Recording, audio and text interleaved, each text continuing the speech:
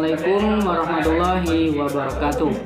Saya Muhammad Ilham Ramadan dengan NIM A1C4919029 dari kelas reguler A 2019. Pada kesempatan kali ini saya akan melakukan praktikum secara mandiri, di mana praktikum pada kesempatan kali ini mengambil judul Sistem Reproduksi Hewan Jantan dan Betina, di mana tujuan pada praktikum kali ini adalah untuk mengetahui bagian-bagian dan susunan sistem reproduksi hewan jantan dan betina, sekaligus meliputi sistem reproduksi internal maupun eksternalnya, dan juga untuk mengetahui fungsi dari sistem reproduksi hewan jantan dan betina tersebut.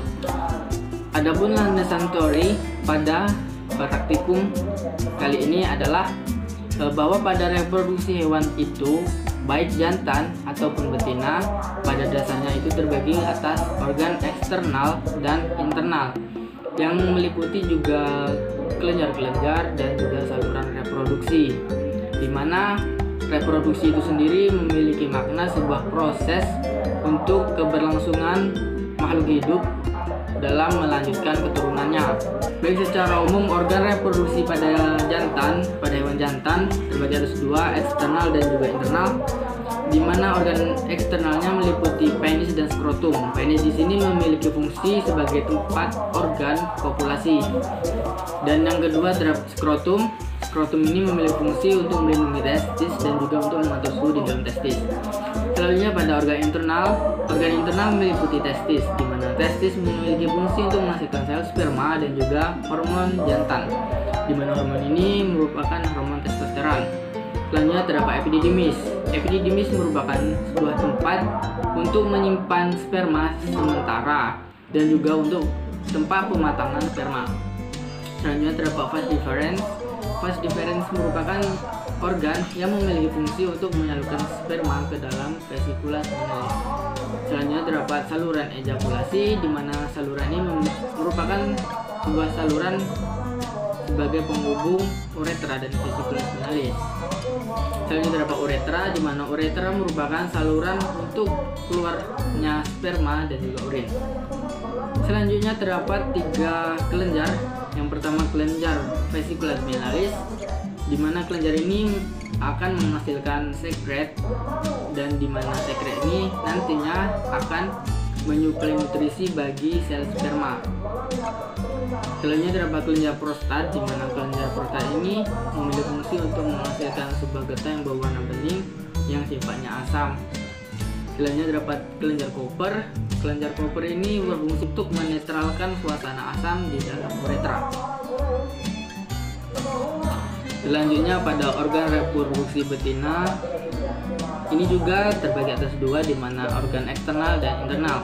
Organ eksternalnya meliputi organ vagina, dan yang kedua terdapat organ vulva, di mana vagina memiliki fungsi sebagai organ kopulasi dan vulva ini terbagi atas labia mayor dan labia minor. Kemudian pada organ reproduksi internalnya meliputi ovarium. Ovarium di sini memiliki fungsi sebagai penghasil hormon wanita dan juga sel telur, di mana hormon yang dihasilkan meliputi hormon progesteron dan estrogen. Dan yang kedua ada indibulum, di mana indibulum di sini memiliki fungsi untuk menampung sel ovum yang dihasilkan dari ovarium.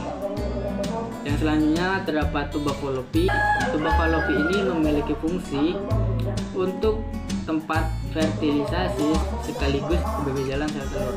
Selanjutnya terdapat uterus, di mana uterus di sini merupakan tempat perkembangan janin pada saatnya.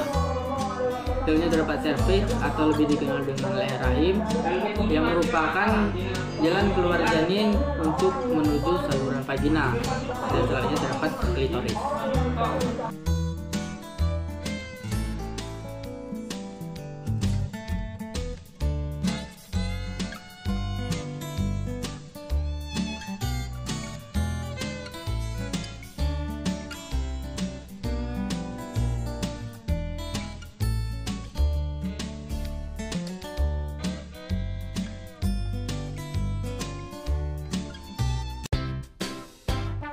Langkah pertama, mencit yang telah disediakan dibunuh dengan cara dislokasi. Di sini agar mencit mati dan tidak tersiksa saat dibedah.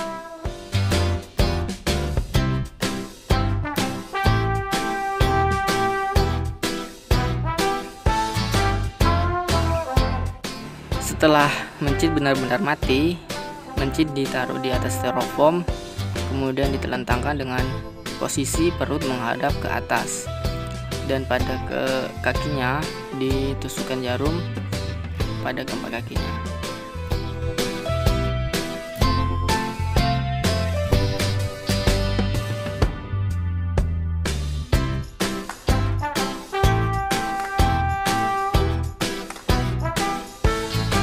Setelah keempat kakinya telah ditusuk jarum dan ditelentangkan, kemudian disiapkan untuk melakukan pembedahan.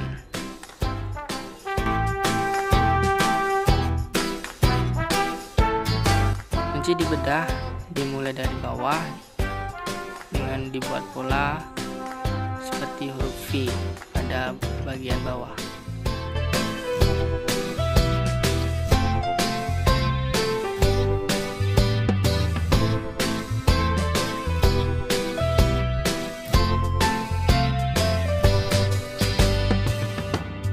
Setelah bagian kulit mencit terbuka, selanjutnya ditusuk jarum agar mempermudah proses pengamatan.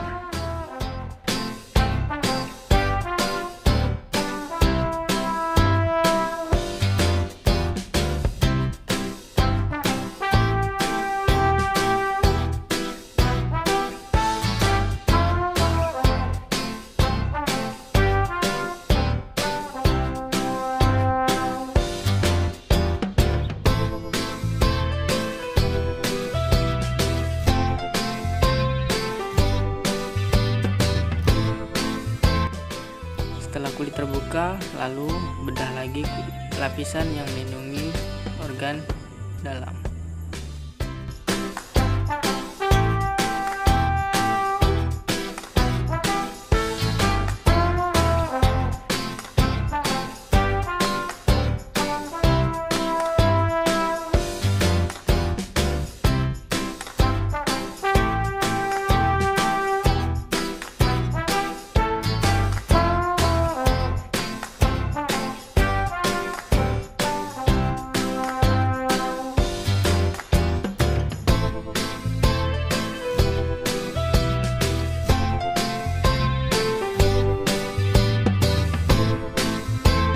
Dan dilakukan pengamatan pada organ reproduksi setelah dibersihkan dari organ yang lain.